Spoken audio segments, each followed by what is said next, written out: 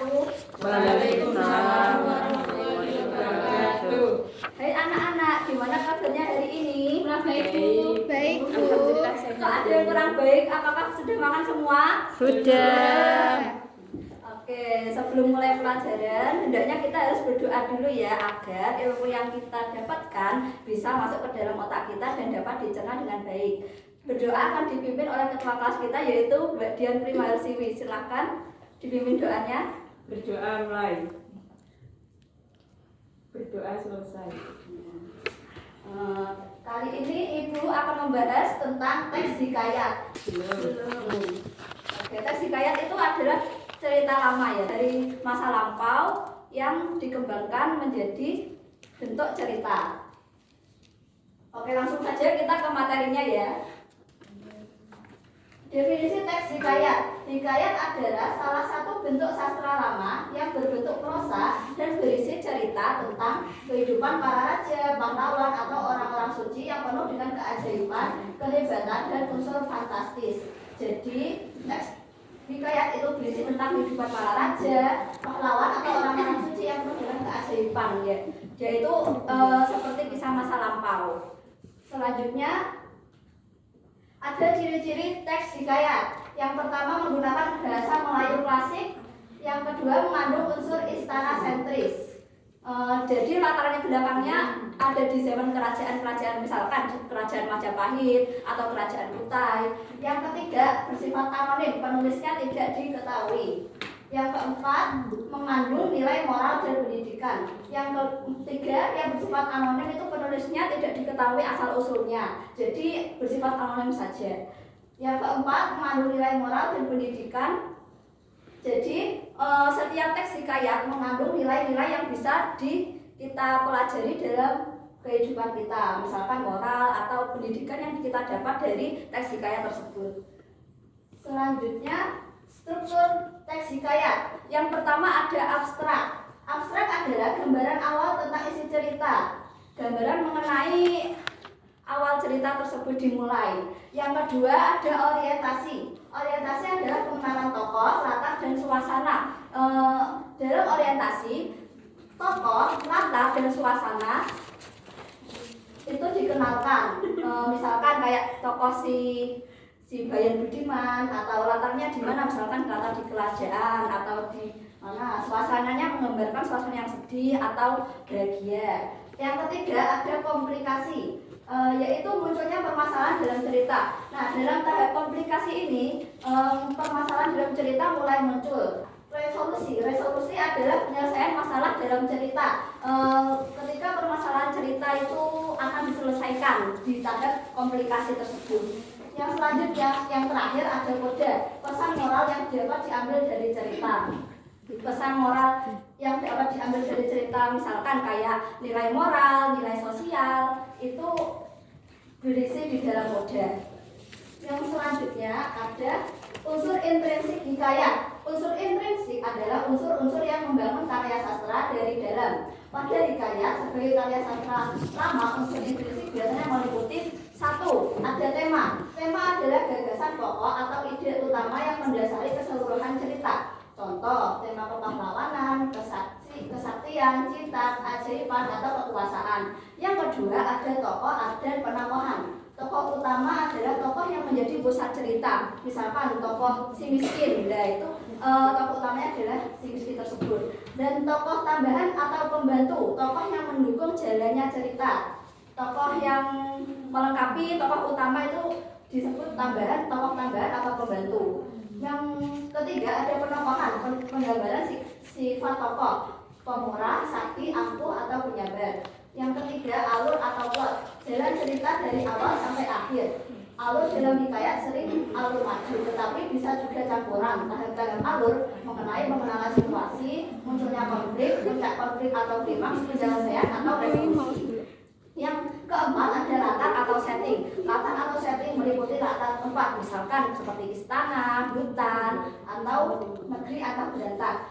Latar waktu misalkan zaman kerajaan, masa lampau, waktu tidak spesifik, itu termasuk latar waktu. Waktunya di mana ketika cerita tersebut ditulis. Misalkan di zaman kerajaan.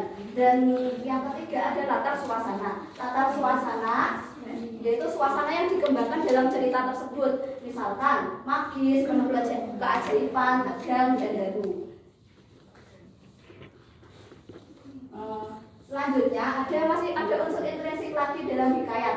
Yang kelima ada sudut pandang. Sudut pandang yaitu cara pengarang menyampaikan cerita. Umumnya hikayat memakai orang ketiga serba tahu.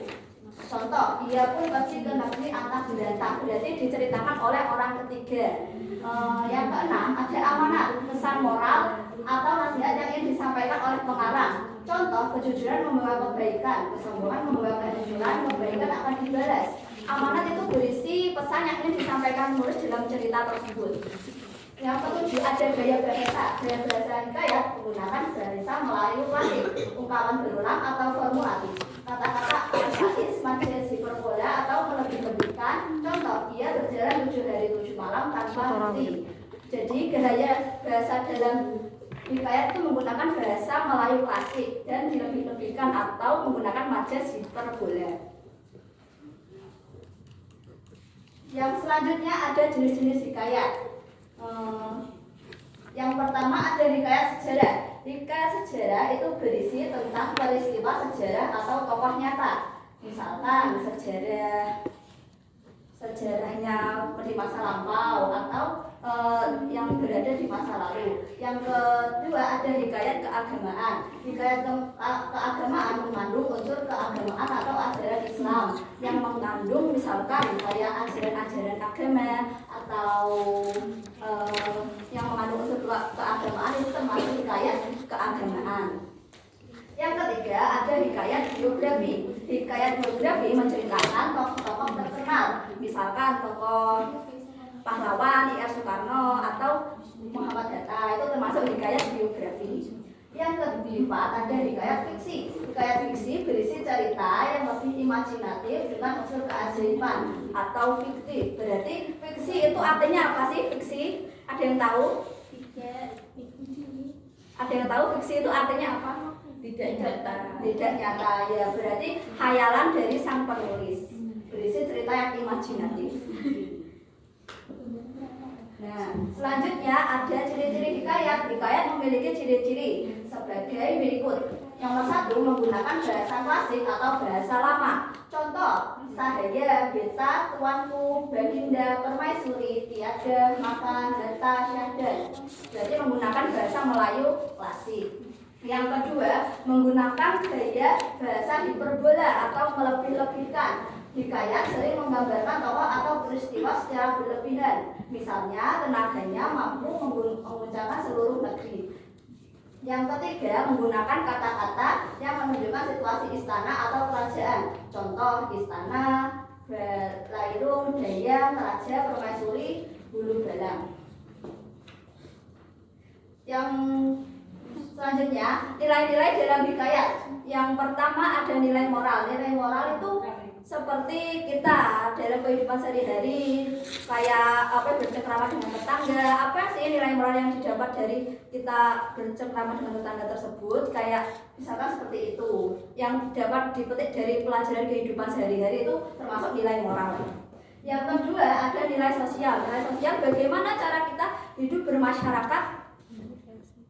Itu termasuk nilai sosial. Yang ketiga ada nilai budaya. Nilai budaya itu seperti kebudayaan kita. Apa sih kebudayaan yang kita jalani hari ini? Misalkan kita budayanya budaya Jawa. Nah, itu nilai budaya apa sih yang didapatkan dari nilai budaya tersebut? Yang keempat ada nilai religius atau nilai keagamaan. Nilai keagamaan apa sih nilai ajaran agama yang didapat dari hikayat tersebut? Misalkan kayak unsur ajaran apa yang bisa didapat dari hikayat tersebut, dan tentang agama seperti itu termasuk nilai religius. Nah, selanjutnya ada perbedaan hikayat dengan cerita rakyat. Teks hikayat yaitu menggunakan bahasa Melayu klasik, istana sentris, heroik, unsur keajaiban, pendidikan moral. Jadi hikayat itu latarnya menggunakan latar istana sentris atau berlatar di istana, menggunakan bahasa klasik, unsur keajaiban. Misalkan seperti cerita fiksi itu kan seperti ajaib dan tidak nyata dan mengandung nilai pendidikan moral. Yang cerita rakyat bervariasi sesuai daerah, kehidupan rakyat, keajaiban opsional, kelestarian budaya. Jadi keajaiban opsional itu bisa jadi fiksi atau tidak gitu. Itu namanya cerita rakyat. Perbedaannya cerita rakyat dengan teks hikayat. Bervariasi sesuai dengan daerah. Misalkan daerah ini cerita rakyatnya apa, daerah yang kedua daerah cerita rakyatnya itu apa, seperti itu. Contoh teks hikayat misalkan hikayat Gang Tua, hikayat Raja-Raja Pasai, hikayat Bayan Budiman. Ini yang mulia Sultan. Maksud kedatangan saya ke sini adalah untuk Nah, dari sini ada yang sudah tahu nggak tokoh atau latar yang bisa kalian dapat dari cerita tersebut? Sudah. Contohnya apa saja coba? Istana. Nah, tokohnya apa saja yang terdapat dalam cerita tersebut? Rijal.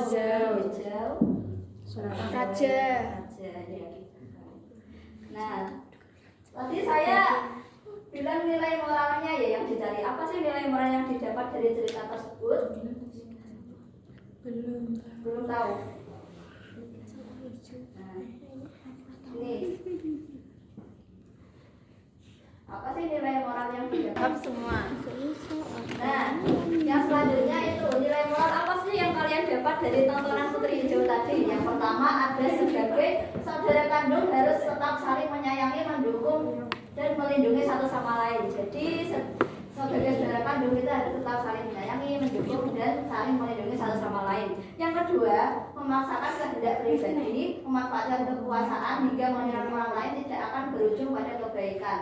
Memanfaatkan kekuasaan akan menimbulkan kesombongan, dan memaksakan kehendak pribadi akan menimbulkan keegoisan. Yang ketiga, cinta tidak bisa dipaksakan sekalipun dengan diiming-imingi kekayaan dan kekuasaan. Jadi cinta itu tidak bisa dipaksakan meskipun dengan diiming-imingi dengan kekayaan, kekuasaan atau jabatan.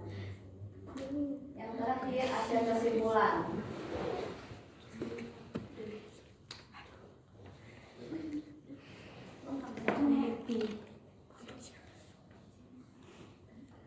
Saya bacakan saja ya tentang kesimpulannya. Kesimpulannya, hikayat adalah salah satu bentuk sastra lama berbentuk prosa yang mengandung unsur keajaiban, kesaktian, dan nilai moral serta budaya. Cerita dalam hikayat biasanya berpusat pada tokoh bangsawan atau peran para raja terdahulu.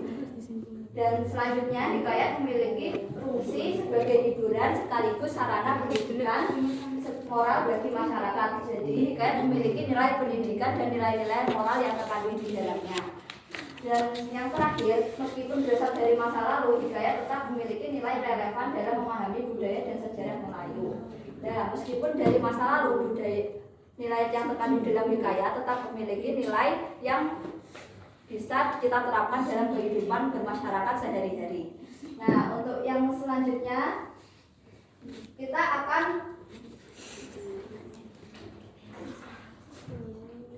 mengerjakan tugas, ya. Ibu akan memberi kalian tugas, yaitu ringkasan hikayat si miskin. Nanti kalian akan menganalisis struktur hikayat, analisis unsur intrinsik, dan analisis nilai moral. Apa sih tadi struktur hikayat itu? Ada yang masih ingat gak struktur hikayat? Ada yang masih ingat struktur hikayat? Masih. Apa saja? Yang pertama ada apa?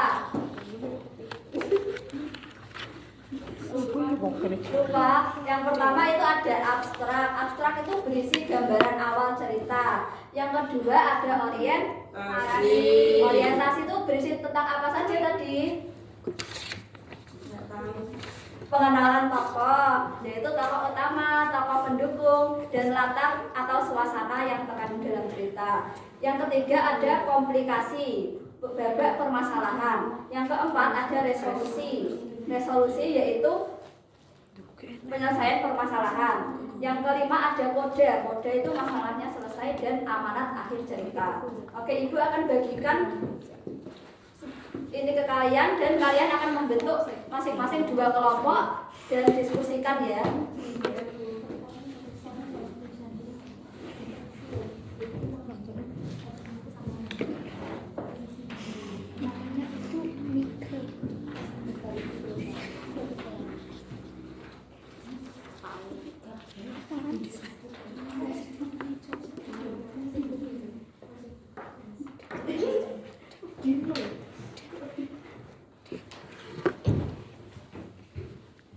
Sudah dapat semuanya ya?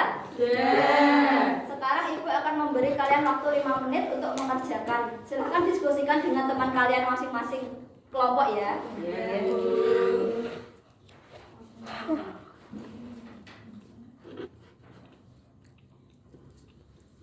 Sudah Bu. Sudah Bu, oke. Yang pertama akan siapa yang mau membacakan ringkasan hikayat si miskin? Bisa Mbak Rindu maju? Fitri aja Bu. Fitri, ya Mbak Fitri silakan maju membacakan ringkasan hikayat si miskin yang sudah ada pada kertas yang saya berikan.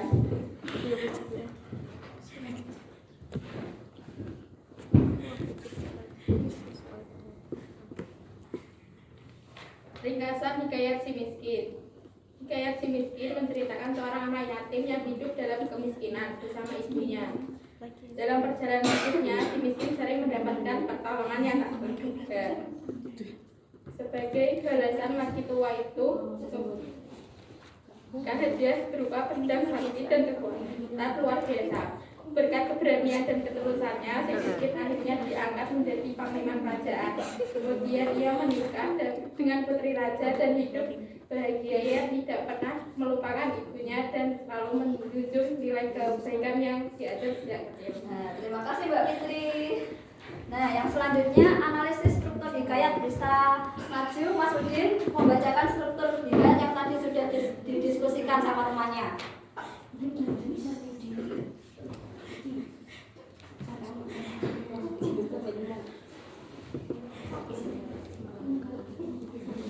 Ayo bisa maju Mas Udin. Struktur hikayat yang sudah didapatkan tadi apa saja?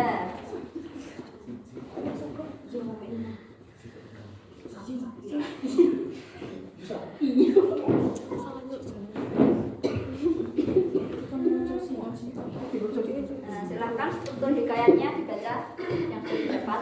Ya, ada 5. 1. Abstrak, menggambarkan kehidupan awal tokoh si miskin beserta ibunya yang serba kekurangan dan penuh kesengsaraan. 2. Orientasi, mengenalkan latar tempat dan tokoh utama si miskin yang tinggal di sebuah desa bersama ibunya. 3. Komunikasi, si miskin mengalami berbagai rintangan. Ia harus merantau mencari kehidupan baru hingga akhirnya bertemu dengan orang tua misterius yang ia tolong. 4. Resolusi, setelah menolong laki tua tersebut, si miskin mendapatkan pertolongan berupa benda bertuah dan kekuatan sehingga hidupnya berubah.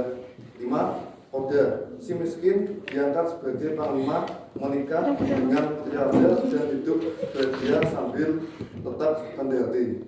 Nah, sudah. Terima kasih Mas Udin. Yang selanjutnya ada analisis unsur intrinsik. Bisa dibacakan oleh Mbak Rindu, unsur intrinsik yang sudah didapat dari diskusi sama kelompoknya.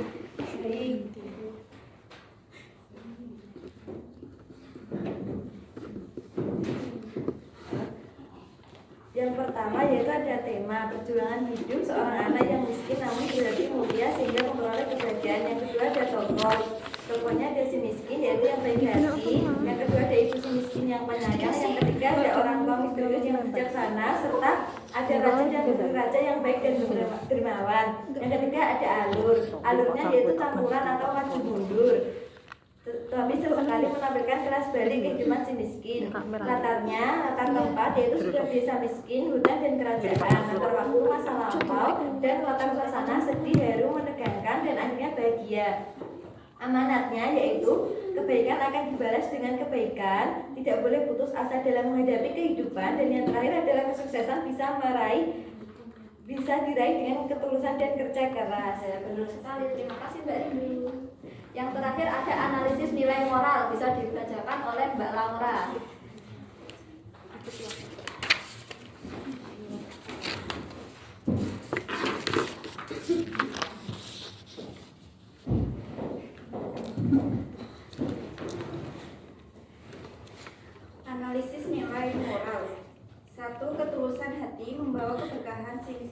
mendapat kebaikan. 2. Kesabaran menghadapi cobaan hidup. 3. Kebaikan lebih berharga daripada kekayaan. Terima kasih juga Mbak Laura. Oke, sekalian pelajaran yang bisa Ibu sampaikan hari ini kurang lebihnya mohon maaf. Oh ya, tadi lupa ya di absen. Ya Bu, ya. Oke, maaf kelupaan ya. Yang hadir Mbak Dian hadir, Hadir Bu. Mbak Laura Hadir Bu. Mbak Fitri Hadir Bu. Mbak Rindu hadir Bu. Terima kasih sudah menonton dan memperhatikan Ibu selama pembelajaran hari ini. Kurang lebihnya Ibu mohon maaf. Wabillahi taufiq wal hidayah. Wassalamualaikum warahmatullahi wabarakatuh.